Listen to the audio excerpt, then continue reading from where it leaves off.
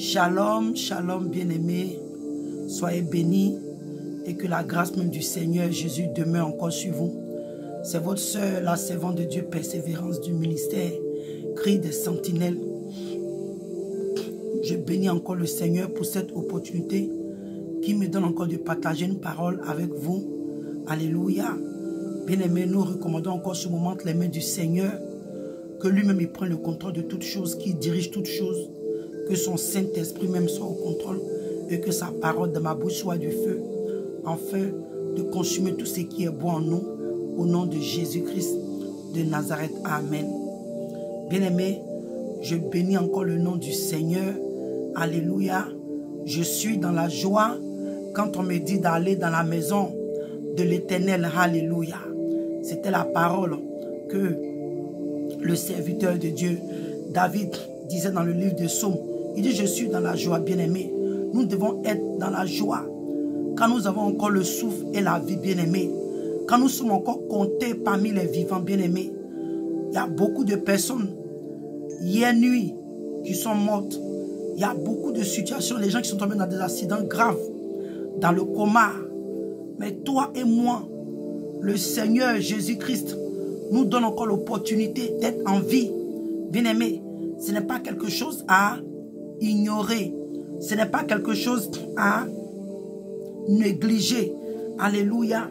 C'est vraiment encore l'amour de Dieu, bien-aimé. C'est quelque chose de grand. Peut-être que c'est vrai.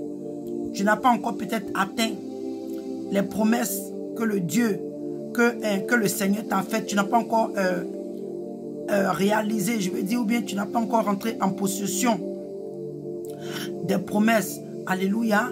Que le Seigneur t'a faites, mes bien-aimés. Tant que tu es encore en vie, le Seigneur n'a pas encore fini d'écrire ton histoire. C'est pourquoi toi et moi, bien-aimés, nous devons demeurer fermes. Nous devons continuer à avoir la force. Nous devons résister. Nous devons nous encourager. Alléluia. Nous devons prendre courage. Alléluia. C'est encore, alléluia, la grâce de Dieu. Comme le livre de Galates pouvait nous dire, bien-aimés, le livre de Galates, excusez-moi,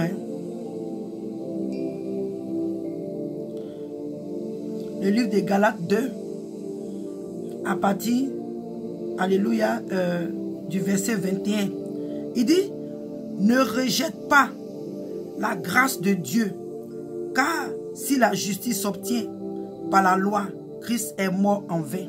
Mais ce que je veux que tu retiennes dans ce passage, il dit, toi et moi, de ne pas rejeter, de ne pas négliger. En fait, si je peux paraphraser un peu, il est en train de dire que toi et moi, il ne faut pas qu'on ignore, il ne faut pas qu'on néglige cette opportunité d'être encore en vie. Bien aimé, il y a des personnes qui nous ont dévancés, qui n'étaient pas prêts à rencontrer les dieux. Bien aimé, c'est des choses que souvent les gens n'aiment pas entendre.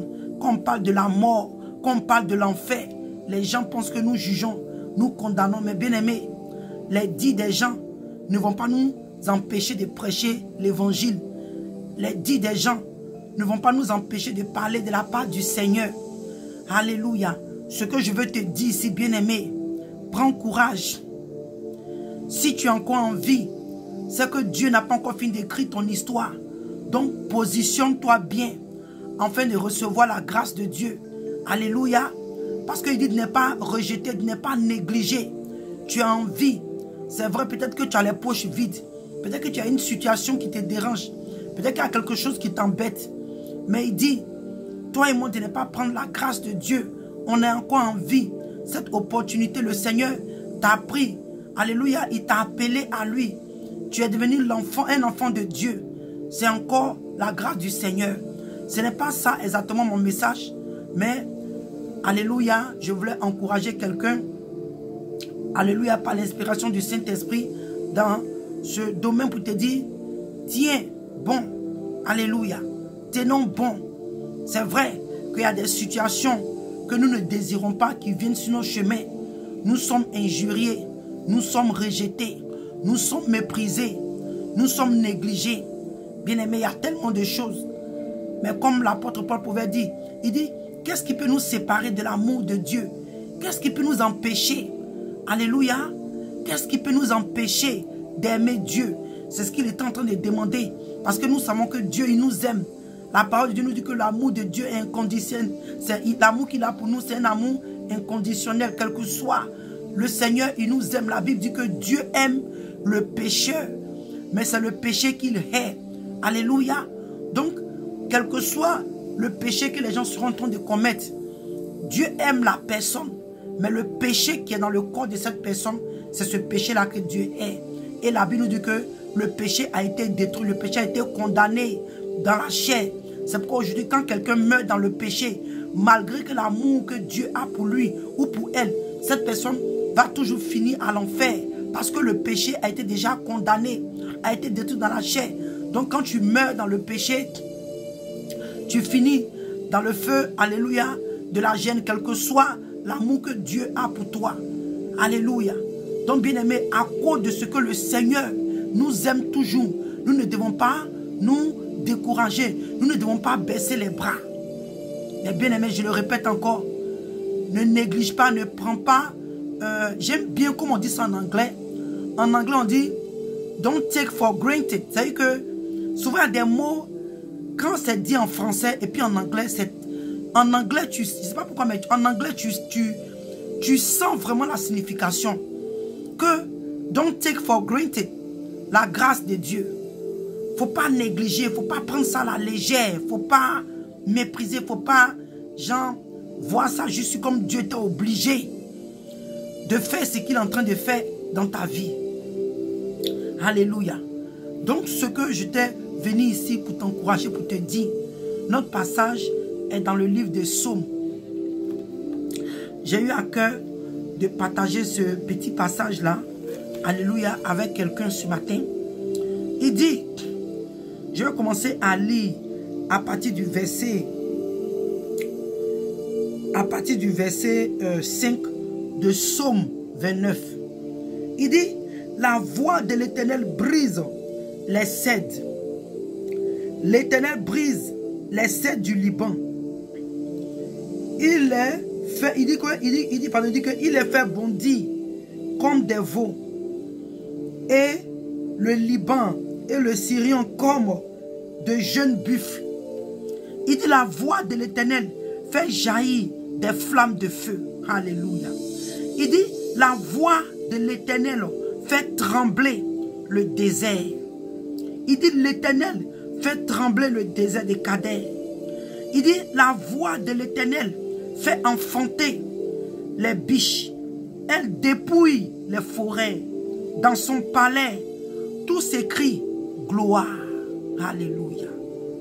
Et encore il dit, l'Éternel était assis sur son trône lors du déluge. L'Éternel, il dit que l'Éternel était sur son trône lors du déluge. L'Éternel sur son trône règne éternellement. Alléluia. Donc bien aimé, avec tout ce que j'ai lu, où je veux attirer ton attention, il dit, l'Éternel était sur son trône lors du déluge. L'Éternel sur son trône règne éternellement. Donc, où je veux attirer ton attention, bien aimé, ce qui m'a fait peur, tout je lis ce message, pas tous les jours, mais je veux dire qu'à chaque fois que je tombe sur ce passage, je lis, mais un jour, ça sonnait comme ça dans mon esprit. Il dit, lors du déluge,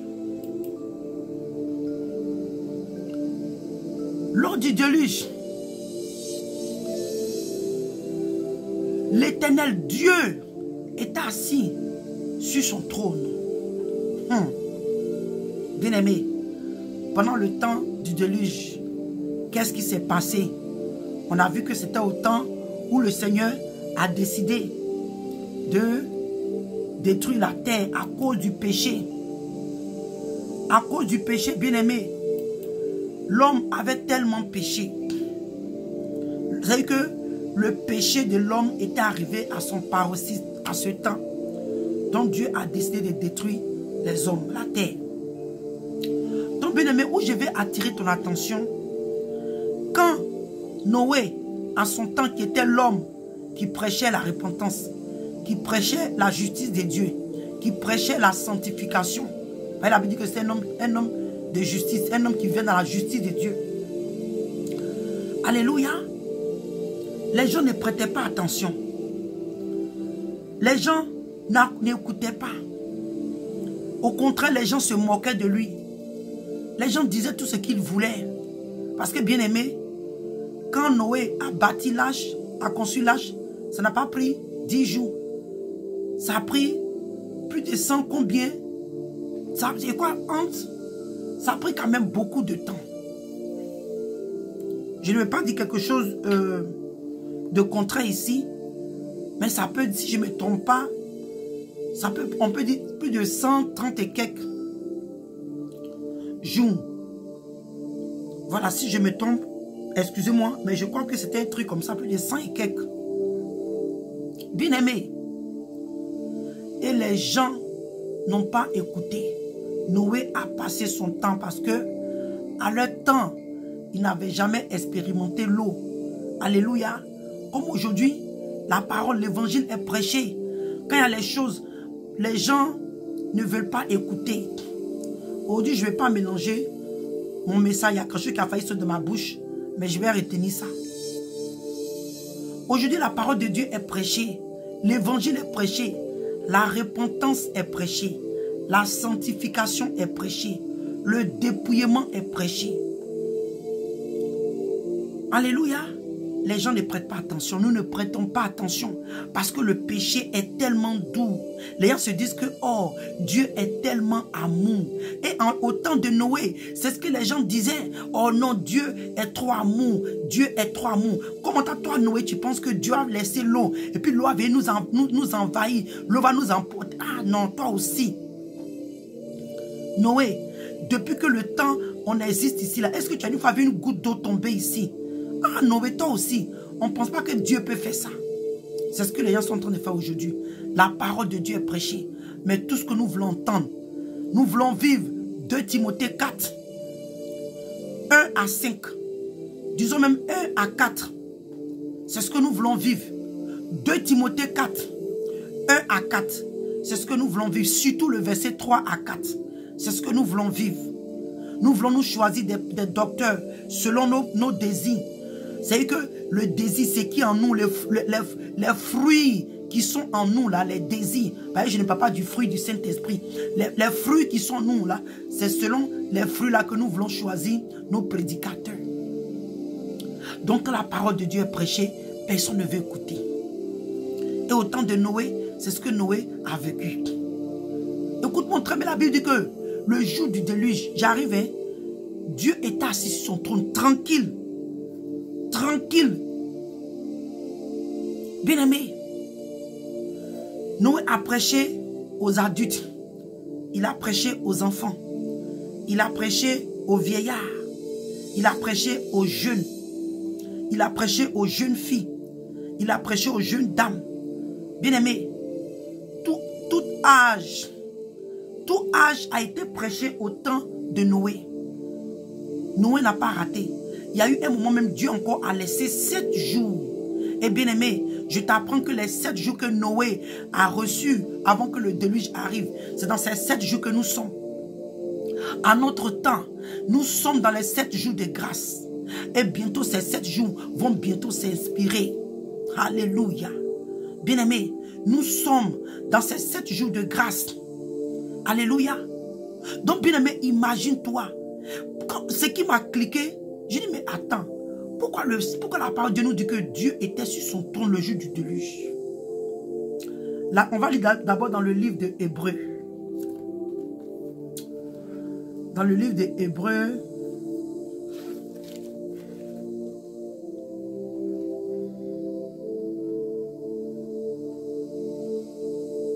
ok, Hébreux 12, je crois que c'est là-bas.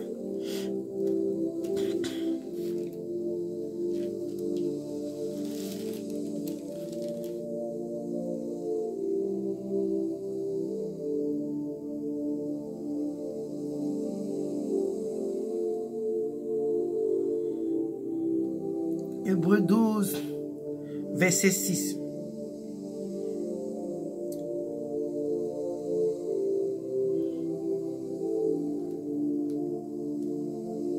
Il dit, non, c'est pas ça d'abord que je vais lire, excusez-moi. Hébreux, on va aller d'abord dans Hébreux 10. Voilà, c'est ça d'abord que je vais lire. Il dit, c'est une chose terrible de tomber entre les mains du Dieu vivant. Bien aimé, avec tout ce que nous sommes en train de faire, avec tout ce que nous sommes en train de dire, avec tout ce que nous sommes en train de faire, avec tout ce que nous sommes en train de dire, bien aimé, la vie que nous vivons, la vie que nous menons, la parole de Dieu nous dit, c'est une chose terrible de tomber entre les mains de Dieu. De tomber entre les mains de Dieu. C'est vrai, il est amour, il est compatissant. La Bible nous dit que notre Dieu est un Dieu compatissant. Il est d'abord le Dieu miséricordieux, lent à la colère, riche en bonté et en fidélité. Donc, à cause de cette parole, beaucoup de personnes ne croient pas que Dieu, il va arriver un temps où Dieu va juger des gens, où Dieu va juger la terre. Et pour un seul péché,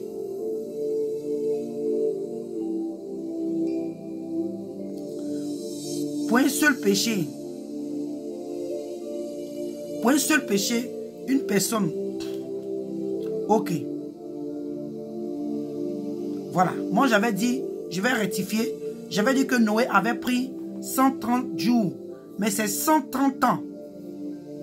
Noé a pris 130 ans. Bien aimé, c'est pas si on se comprend. Ah! Non, mais l'homme, le cœur de l'homme est dur. Hein? Noé a pris 130 ans. 130 ans pour bâtir, pour construire l'arche. Donc c'est pendant les 130 ans là que Noé a pris son temps pour prêcher l'évangile, pour prêcher le message de la repentance. Et le cœur de l'homme a été endurci. Vous voyez? Moi-même là, j'ai gâté même l'affaire, il dit 130 jours. Mais bien aimé, c'est pourquoi je comprends maintenant que la Bible dit que Dieu, pendant le temps du déluge là, Dieu était tranquillement sur son trône. Il était tranquillement sur son trône. Bien aimé. Et d'abord dans le verset 9, on dit que dans son palais, tout s'écrit gloire. Tout s'écrit gloire. Parce que Dieu a donné le temps à l'homme de se repentir. Dieu a donné l'opportunité. Ah, bien aimé, 130 ans. 130 ans pour dire aux gens qu'il va pleuvoir. Venons, on va bâtir ça, venons, on fait ça, changer de vie. Ils n'ont pas écouté. Donc, où je vais attirer ton attention, si Dieu a donné 130 ans à Noé pour bâtir l'arche et que les gens n'ont pas écouté, la parole dit que pendant que l'eau a inondé la terre, Dieu était sur son trône. C'est-à-dire que si je veux paraphraser là, c'est-à-dire qu'il était tranquillement tranquille, il était en paix, il était tranquille. Bien aimé, parce qu'il a donné le temps. Donc imaginez en ce temps-là, bien aimé. Comme je dis, hein, il a prêché aux jeunes, il a prêché aux enfants. Bien aimé, depuis le premier jour jusqu'à ce que les 130 ans arrivent, il y a des personnes qui sont nées. Il y a des enfants, peut-être le même jour même, il y a eu des enfants, des nouveau-nés qui sont nés. La Bible dit quoi? 8 personnes ont été sauvées. Donc, bien aimé, imagine-toi, si pendant ce temps-là, parce que c'était le péché, les gens vivaient dans le péché, donc il y a eu tellement de choses qui sont passées. Imagine-toi, le nouveau-né qui est né ce jour-là. Imagine-toi, l'enfant d'une semaine qui est né. Imagine-toi, l'enfant de 2 ans, l'enfant d'1 an. C'est vrai, on aurait dit, comme ils n'ont pas encore péché, ils vont au ciel. Mais bien aimé, c'est pour te dire, si Dieu, il a permis que cette eau-là vienne envahir, engloutir la terre pour emporter tout ce peuple, les vieillards, ceux-là qui avaient peut-être voulu peut-être aller, mais qui va les soulever pour les emporter, qui va les porter pour aller les déposer dans le lac. Bien aimé. Donc, quand nous sommes arrivés là, ne prends pas la grâce de Dieu en vain. Je crois que ça retourne encore à Galates. Ne prends pas la grâce de Dieu en vain, ne néglige pas. Ne pense pas que comme la Bible dit que Dieu est un Dieu miséricordieux, il est lent à la colère, riche en bonté, en fidélité. Donc si toi tu vis dans le péché, tu marches dans le péché, tu dors dans le péché, le fait que de ta bouche, tu as seulement confessé que j'accepte Jésus, mais tes actes ne correspondent pas avec ce que ta bouche a dit. Comme les gens ont dit qu'on fait de ta bouche que Jésus est Seigneur et tu seras sauvé. Donc les gens, on ne cherche plus à trahir notre salut. Tu entends? La parole de Dieu nous dit, c'est seulement 8 personnes bien aimées. Donc, on n'a pas dit qu'il y a un nouveau-né, hein, parce qu'on n'a pas entendu que avec les petits enfants de Noé. Donc, bien aimés, les enfants qui sont nés ce jour, les enfants d'1 an, les enfants d'une semaine, de 3 jours, de 4 jours, de 5 jours, les enfants qui ont eu quel âge? Les enfants de peut-être 10 ans, bien aimés, qui ont voulu peut-être aller, mais comme à cause de leurs parents, qui ont interdit, non, n'allez pas chez Noé là-bas, c'est que Noé est en train de faire là, je ne veux pas vous voir là-bas. Bien aimé, il y a eu tellement de choses qui sont passées en ce jour-là. Et quand j'ai commencé à méditer, j'ai dit, waouh Seigneur. Ça veut dire que, avec toutes ces personnes, tous ces nouveau-nés, tous ces enfants, ces personnes qui auraient voulu rentrer, mais qui étaient peut-être infimes, qui étaient peut-être paralysés, qui étaient peut-être malades. Ils ont peut-être décidé maintenant, mais comment ils vont aller? Ils n'ont pas pu trouver quelqu'un. Bien-aimé, c'est comme ça. Donc ne pensons pas que Dieu dépend tellement de nous. Quelle que soit la vie qu'on va mener, Dieu n'a pas le choix de nous emmener au paradis. Il dit, rien de souillé ne va rentrer dans le paradis. Rien de souillé. Bien-aimé, c'est vrai que j'ai entendu quelque part un homme de Dieu qui disait que il parlait de quand le Seigneur a dit aux riches, il y a le riche d'aller vendre tout ce qu'il possédait et venir le suivre. En ce moment, j'ai tellement de messages même dans la tête. Mais il dit, le riche, la Bible dit quoi, que le riche a refusé parce qu'il avait tellement de biens. Donc les disciples ont dit, mais qui pourra être sauvé si même les riches ne peuvent pas rentrer? C'était simplement parce que le Seigneur a dit quoi? Le Seigneur dit que c'est difficile pour un riche de passer par le trou d'une aiguille. Alléluia. Que le chameau. Bien aimé, quand le chameau veut boire, quand le chameau veut faire ces choses, qu'est-ce qu'il fait? Il s'abaisse. À cause de l'humilité, rares sont les personnes qui sont aisées, qui sont riches. Je ne dis pas qu'il n'y a pas des riches qui sont humbles. Je parle de la parole de Dieu. Sinon, je ne parle pas. Et puis, bien aimé, écoutons très bien. Quand nous parlons de la parole de Dieu, ne prenons pas l'humilité du monde avec l'humilité de Dieu. Parce que dans le Seigneur, il va briser ta personne. Dans le Seigneur, il va te briser. Hey! Moi, quand le Seigneur a commencé à travers moi qui n'avais pas l'habitude d'aller demander aux gens, il fallait que Dieu brise cet orgueil-là en moi. Pour un moment, j'étais obligé de tendre la main. Parce qu'avant, j'avais l'argent, je faisais tout ce que je voulais. En tout cas, je m'offrais, je m'en fous. J'avais tout ce que je voulais, donc en fait, je m'en foutais. Mais quand le Seigneur a commencé à toucher ce côté de l'orgueil de ce côté-là, c'était fort. Donc ne pensons pas les gens qui sont riches dans le monde là, qui ont un semblant d'humilité. Non. Dans le Seigneur. Dans le Seigneur. Il est en train de dire que toi et moi là, dans le Seigneur. Quelle personne que le riche, quand il va venir en Christ, est-ce qu'à cause de ses biens, est-ce qu'il sera prêt à laisser sa personne? Est-ce que étant riche, quand il va devenir un membre dans une église, et que c'est pas parce qu'il est riche qu'on le fait ça automatiquement. Tu es riche, mais même si celui qui est ton pasteur est plus jeune que toi, c'est ton père dans la foi. Il y a des choses que tu dois faire dans la maison de Dieu. C'est pas parce que tu es riche que dès que tu viens dans l'église, on va te faire diacre. Non. Tu dois passer par la délivrance, beaucoup de choses. Donc, est-ce que le riche est prêt à laisser son moi, son ego? Son ego. Vous voyez? Donc, c'est pourquoi les apôtres ne comprenaient pas pour dire, ah, mais comment on va faire ça là? Maintenant, la Bible dit quoi? Le Seigneur a dit que pour l'homme, c'est impossible. Mais avec Dieu là, rien n'est impossible. Et quelque part, j'ai entendu que non. Le Seigneur a dit que les prostituées vont dévancer. Ça même, c'est un autre message, mais j'ai brossé un peu dessus. Les prostituées vont dévancer les gens au paradis. Bien aimé, la prostituée qui va dévancer les gens au paradis, là, c'est la prostituée qui a changé de vie. C'est la prostituée qui s'est repentie. Malgré où les gens avaient dit qu'elle ne pouvait pas être sauvée là. Elle s'est repentie, elle s'est dépouillée. Elle a vécu dans la vie de sanctification. C'est ce que le Seigneur voulait nous faire comprendre. Parce qu'aujourd'hui, quand on voit les femmes de mauvaise vie, quand on voit les prostituées, on les néglige.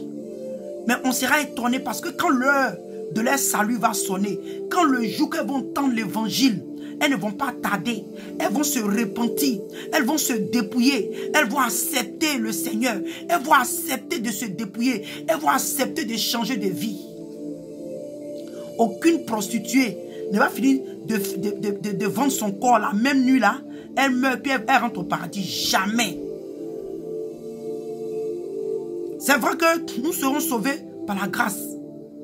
En dépit parce que ce ne sont pas nos œuvres. Mais bien aimé, la Bible nous dit quoi? Que la foi, sans les œuvres, là, elle est morte. Donc tu n'as pas dit non que, ah, j'ai accepté Jésus, mais tu as accepté Jésus comment? Tu vis comment?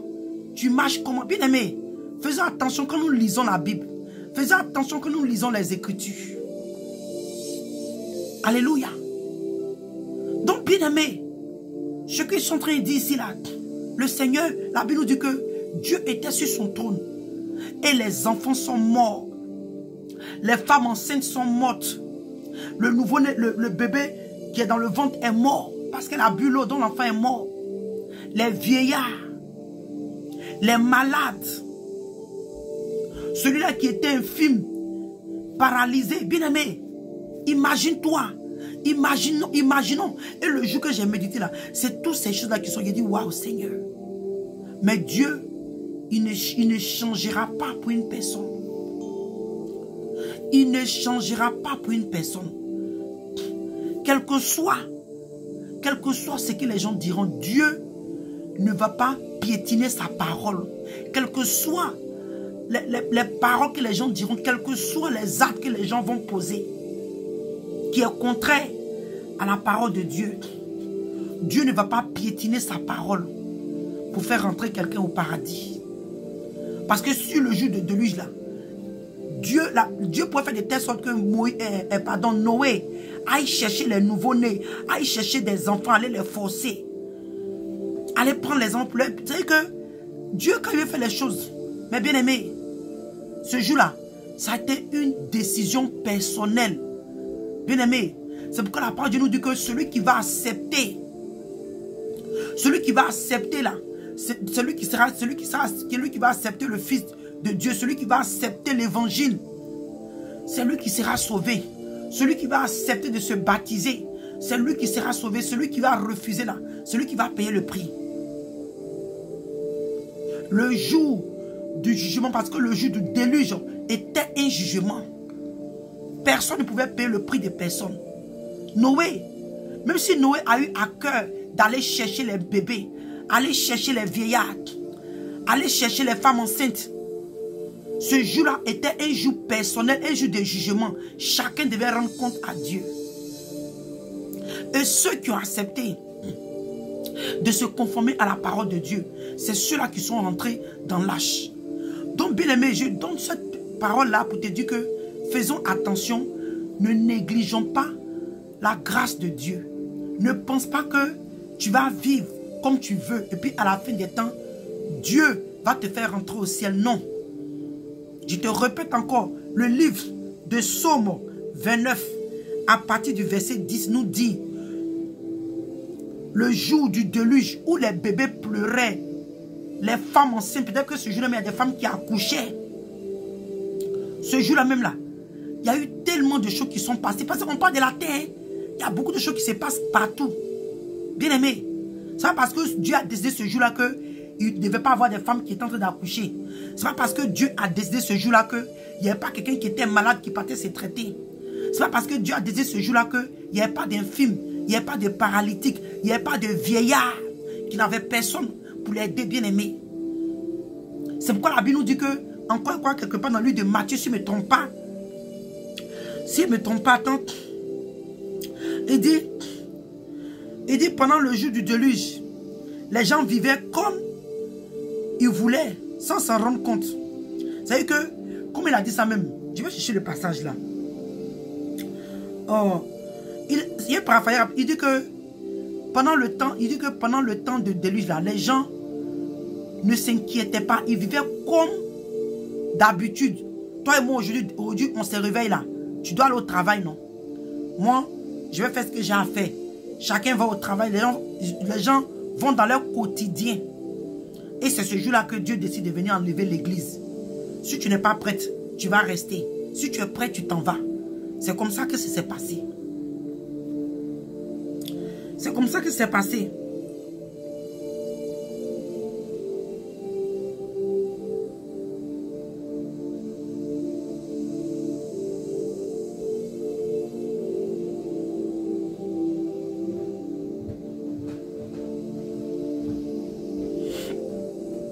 C'est comme ça que c'est passé, excusez-moi. Voilà, effectivement, dans le livre de Matthieu, on va lire rapidement. Il dit,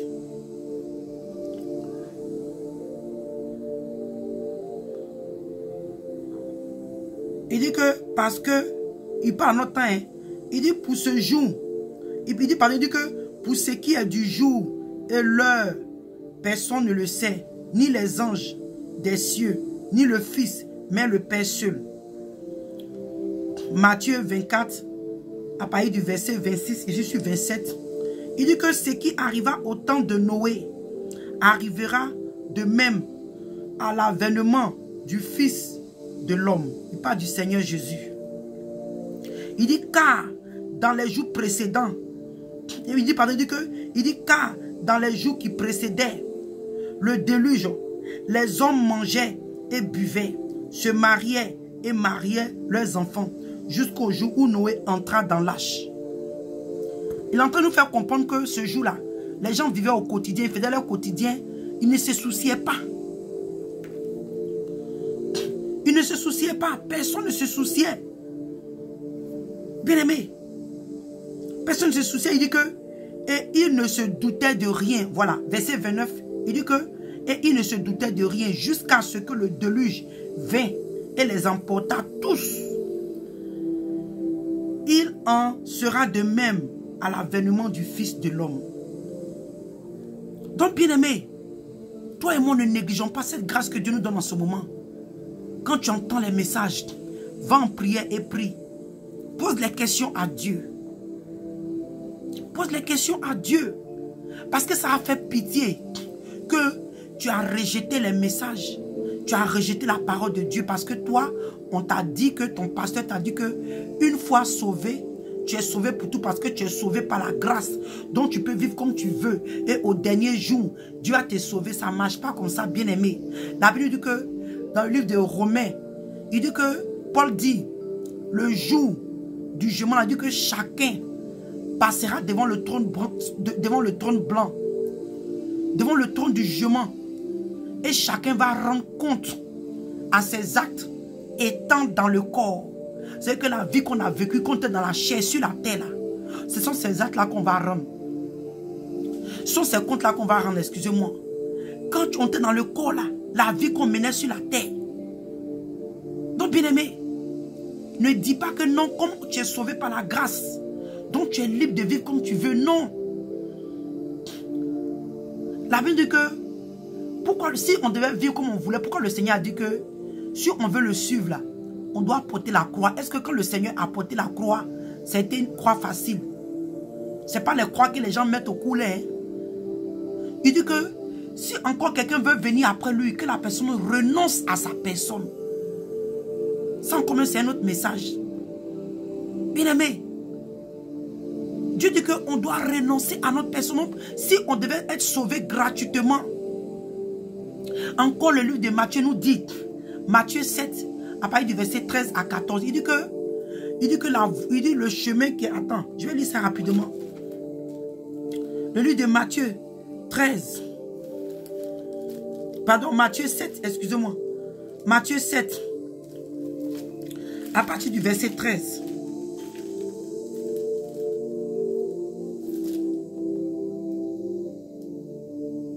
Matthieu 7, à partir du verset 13 à 14, il dit que entrez par la porte étroite, car large est la porte spacieuse. Il dit entrez par la porte étroite, car large est la porte. La porte est large là. Il dit que spacieux est le chemin qui mène à la perdition. Je vais relire. Il dit que entrez par la porte étroite, car large est la porte. Spacieux est le chemin qui mène à la perdition. Et il y en a beaucoup qui entrent par là. Donc si bien aimé, on nous parle d'une porte qui est large. Et la porte là est spacieuse. Et le Seigneur nous interdit de rentrer par cette porte. Parce qu'il dit que beaucoup de personnes passent. C'est-à-dire que it's a freeway. C'est-à-dire que, comment je peux dire ça? Comment on appelle ça? L'autoroute, voilà. Les gens vivent ça à l'air. Il n'y a pas de frein. Non. Nous, en tant que chrétiens, on a un standard. Nous qui sommes en Christ, on a un standard bien aimé. On a une manière de vivre selon les dits, selon la parole de Christ. Selon les Écritures. Tu ne peux pas t'habiller comme tu veux. Tu ne peux pas parler comme tu veux. Tu ne peux pas vivre comme tu veux. Tu ne peux pas manger comme tu veux. Tu ne peux pas boire comme tu veux. Ce n'est pas une prison. Mais en tant que des enfants de Dieu, nous qui sommes les princes du royaume des cieux. Bien aimé, quand tu es un prince et tu es une princesse, tu as une manière, il y a une conduite que tu dois suivre. Il y a une conduite que tu dois avoir. Il y a un niveau de vie que tu dois avoir, bien aimé. Mais malheureusement aujourd'hui, les esclaves sont à cheval et les princes sont à pied. Malheureusement. Malheureusement. Donc bien aimé, c'est pas pourquoi est-ce que mon message arrive là-bas. Mais c'était une exhortation. L'Esprit de Dieu a amené là où il veut aller. Mais bien aimé, je te dis, prends courage. Et ne néglige pas la grâce que Dieu te fait en ce moment. Tu as en vie, tu es en bonne santé. Tu as le souffle. Tu as l'usage de tes membres. Bien aimé, ne prends pas cela à la légère. Ne prends pas à la légère, ne néglige pas la grâce de Dieu. Lève-toi et travaille sur ton salut. Ne néglige pas la parole de Dieu. Car c'est la clé de ton âme. Alléluia. La parole dit dans le livre de Psaumes, il dit qu'il a envoyé sa parole pour nous sauver de la mort. Pour nous sauver du danger. Pour nous sauver, bien aimés. La parole de Dieu délivre. La parole de Dieu là, elle restaure. Elle restaure, bien aimés. Dieu envoie sa parole pour nous sauver de la fosse. Dieu a envoyé sa parole pour nous sauver dans le livre de Psaume 107 à partir du verset 20. Il dit, il envoya sa parole et les guérit et il les fit échapper à la fosse. Donc la parole de Dieu, bien aimé. La parole de Dieu nous guérit. Non seulement elle te guérit de toute maladie. Elle te guérit de tous les maux, tout ce dont tu es en train de souffrir, toutes ces douleurs, bien-aimé. La parole de Dieu, elle te guérit. Et elle te fait échapper à la mort. Elle te fait échapper au piège de Satan. Elle te fait échapper à l'enfer. Bien-aimé, quand tu as la révélation des Écritures, quand tu comprends la parole de Dieu, elle te fait échapper de beaucoup de mal. Elle te fait échapper l'enfer. Quand tu la reçois, quand tu acceptes la parole de Dieu, quand tu l'acceptes, quand tu la pratiques, quand tu la gardes, quelque part la parole de Dieu il dit j'écris ta parole sur le tableau de mon cœur, afin de ne point pécher contre toi. Bien-aimé, nous devons écrire la parole de Dieu sur notre cœur, nous devons la garder, cette parole, car elle est vie, elle restaure, elle guérit, elle délivre, elle libère. Bien-aimé, c'est à travers la parole de Dieu que le nom de Jésus brise les chaînes. Alléluia. Alléluia. Donc, bien-aimé, ne néglige pas, tu as entendu que le jour du déluge, bien-aimé, Dieu était tranquillement sur son trône. Parce qu'il a tout essayé en son temps. Au temps du déluge, au temps de Noé, les gens n'ont pas écouté. Or, pourtant, ce jour, il y a eu des innocents qui ont péri. Il y a eu des innocents qui ont péri, bien-aimés. Donc ne pense pas que en ton temps, toi qui vis dans le péché, toi qui refuses d'abandonner le péché, bien-aimé, toi-même qui refuses de te repentir, parce qu'on t'a dit que comme tu seras sauvé par ta grâce, quand même tu tombes dans le péché, tu n'as même pas la foi de te repentir, bien-aimé. Nous tous, et dans le moment où nous sommes tombés, et dans le moment où nous commettons des choses, tu dois aller automatiquement dans la repentance et abandonner ce péché. Mais à cause de l'évangile de la grâce, à cause de l'évangile de la grâce qui n'est pas bien prêché, les gens n'ont pas la foi de se repentir. Ils se disent que, oh, ce qui est sur Dieu me comprend. Eh, bien-aimé, Dieu n'a pas compris le jour de Noé. Dieu n'a pas compris les nouveau-nés. Dieu n'a pas compris la femme enceinte. Dieu n'a pas compris l'enfant de 6 ans, 7 ans qui n'avait pas le choix de prendre des décisions pour lui-même. Dieu n'a pas compris le vieillard, le malade. Bien-aimé, si quelqu'un était dans le coma quelque part, bien-aimé, imagine-toi. Dieu n'a pas compris ces personnes. Il a seulement sauvé 8 personnes qui ont pris la volonté, qui ont pris la décision, qui ont pris la résolution de rentrer dans l'arche. Donc, bien-aimé, que le Seigneur te bénisse. Nous tous, nous sommes dans cette course. L'apôtre Paul dit que je n'ai pas encore atteint le but. Il dit je cours, mais je n'ai pas encore atteint. Mais bien aimé, l'apôtre Paul ne s'est pas arrêté là. Il est arrivé au moment de sa vie. Quand l'apôtre Paul a fini sa course, il dit, j'ai combattu le bon combat et j'ai gardé la foi. Il a gardé la foi en Christ. Il a gardé la foi en Dieu. Il a gardé la parole de Dieu. Paul entend nous dire qu'il a gardé sa vie de sainteté. Il a maintenu sa vie de sanctification. Il a gardé sa vie de repentance. Il dit que quand même il prêchait aux autres, il s'est rassuré de lui-même, vérifié sur sa robe. Bien aimé, quand on vient s'asseoir ici, qu'on prêche, ce n'est pas dit que nous sommes déjà auprès de Dieu, nous-mêmes là.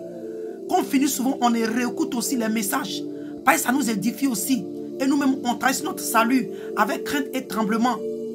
Alléluia. L'apôtre Paul dit qu'il a gardé la foi. Il s'est rassuré de vivre dans la repentance. Il s'est rassuré de laver et de blanchir sa robe dans le sang de l'agneau. L'apôtre Paul s'est rassuré, bien aimé, d'éviter le mal. Il y a beaucoup de choses. Cette parole que l'apôtre Paul a dite, il y a beaucoup de choses qui sortent de là. Alléluia. Il a gardé la foi, même quand c'était dur, même quand il était éprouvé, même quand il était humilié, bien aimé. L'apôtre Paul est mort décapité, bien aimé. Quand même il savait qu'il allait être décapité, il allait être tué, bien aimé. L'apôtre Paul a gardé la foi. Il a gardé la foi. Il ne s'est pas découragé. Il ne s'est pas découragé. Oh, bien aimé, j'encourage quelqu'un. Encourageons-nous. Ce n'est pas facile, quel que soit ce que les gens diront de nous, quel que soit de quoi les gens vont nous traiter, quel que soit ce que les gens diront de nous, bien aimés, nous devons garder la foi. Parce que tu sais en qui tu as cru. Tu sais en qui tu as cru. Tu sais sur qui ta foi est basée. Tu sais sur qui tu as bâti ta maison. Ça veut dire que celui-là qui a bâti sur Christ là, même quand il y a eu la tempête, il y a eu même le vent, l'eau se jette contre elle, même quand l'ennemi se déchaîne, à cause du fait que tu as bâti ta vie sur Christ, à cause du fait que tu as bâti ta foi sur Christ, quel que soit ce qui va se passer, ta foi reste toujours dans le Seigneur. Mais celui-là qui a bâti sa maison sur le sable, seulement l'eau est venue, cette maison, la Bible dit que la perte de cette maison était grande. La perte était grande, bien-aimé. Ne bâtis pas ta foi sur un homme. Ne bâtis pas ta foi sur ton pasteur, sur ton prophète, sur ta maman pasteur, sur la servante de Dieu. Mais bâtis ta foi sur le Seigneur, sur la parole de Dieu. Parce que au jugement dernier, c'est à lui que tu rendras compte et non à un homme. Aujourd'hui, nous sommes prêts à injurer, à maudire, à dire des choses pour nos pasteurs. Mais nous oublions que le jour dernier, chacun rendra compte de ses actes. Bien-aimés, accrochons-nous au Seigneur, car c'est lui seul qui tient toutes choses entre ses mains. Donc soyez bénis, soyez fortifiés. Alléluia. Je voulais juste faire une petite vidéo, mais voilà où c'est arrivé. Que le Seigneur vous bénisse et à la prochaine. Alléluia pour une autre vidéo. Que le Seigneur vous bénisse et shalom, shalom.